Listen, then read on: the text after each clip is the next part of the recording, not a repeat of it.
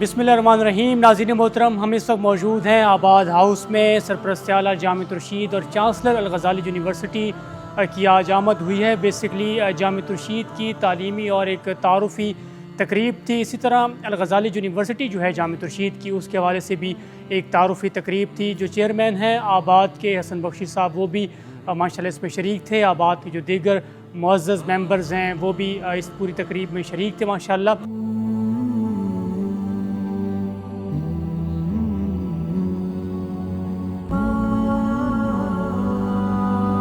جامعۃ الرشید کا اور میرا جو پیار ہے وہ کراچی کے نام ہے.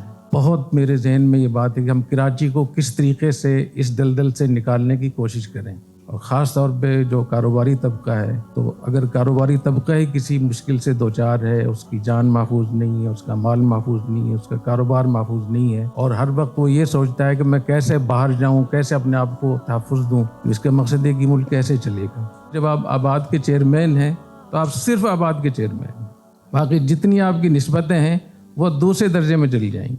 تو جب آباد کی نشست پہ جب آپ بیٹھیں گے تو آپ تمام لوگوں کے چیئرمین ہیں، چاہے آپ کا گروپ میں ہیں یا نہیں. کہ اللہ کے لیے، اس ملک کے لیے، اس ریاست کے لیے، اس معاشرے کے لیے جو آپ ہم سے مدد چاہتے ہیں، ہم حاضر ہیں انشاءاللہ تعالی. اور ان اجری الا اللہ، اس کا کوئی معاوضہ نہیں ہے، کوئی چندہ نہیں ہے، کوئی اس کے اوپر وہ نہیں ہے. 0% ٹالریشن اسلام کی کہ کوئی کسی کی پراپرٹی کو چھینے اور زور کے بدلے چھینے تو وہ ہاتھ نہیں کٹتے، بلکہ اس کو ختم کیا جاتا ہے، اس آدمی کو ختم کیا جاتا ہے. تو یہ ساری چیزوں کا جو پریکرسر تھا وہ نبی کریم علیہ السلام کی انیشل ایفرٹ تھی. اور سب سے بڑا ثبوت میری بات میں جو اسرشن کر رہا ہوں کہ تعلیم سے تبدیلی آتی ہے، وہ یہ ہے کہ نبی کریم علیہ السلام جو اس وقت دنیا کی تاریخ میں سب سے بڑے ریولوشنری، سب سے بڑے انقلابی، سب سے زیادہ انسانیت کی خیر لانے والے، انہوں نے اپنے آپ کو آئیڈینٹیفائی کیسے کیا؟ انہیں فرمایا کہ انما بعثت معلما، یعنی مجھے ٹیچر بنا کے بھیجا گیا. اور یہ ساری چیز جو سٹارٹ ہوئی ٹیچنگ سے سٹارٹ ہوئی.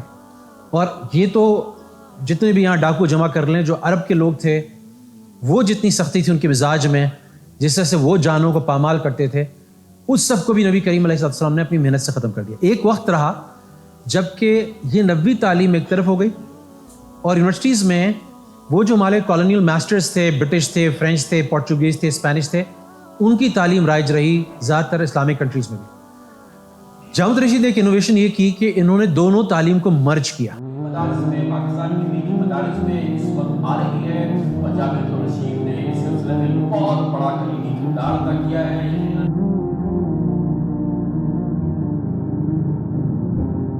ہم لوگ آپ کے ساتھ ہوں گے ہر جگہ پہ جہاں آپ قدم بڑھائیں گے. انشاءاللہ ہم آپ کے ساتھ شانہ بہ شانہ چلیں گے. ہماری پوری ٹیم آباد کی پوری ہم ایک بنا لیتے ہیں آپ کے ساتھ ورکنگ، اور انشاءاللہ تعالی آنے والے وقتوں میں یہ چیزیں، یہ ایسے ادارے ہوں گے تو یہ سارے پرابلم ریزالو ہوں گے.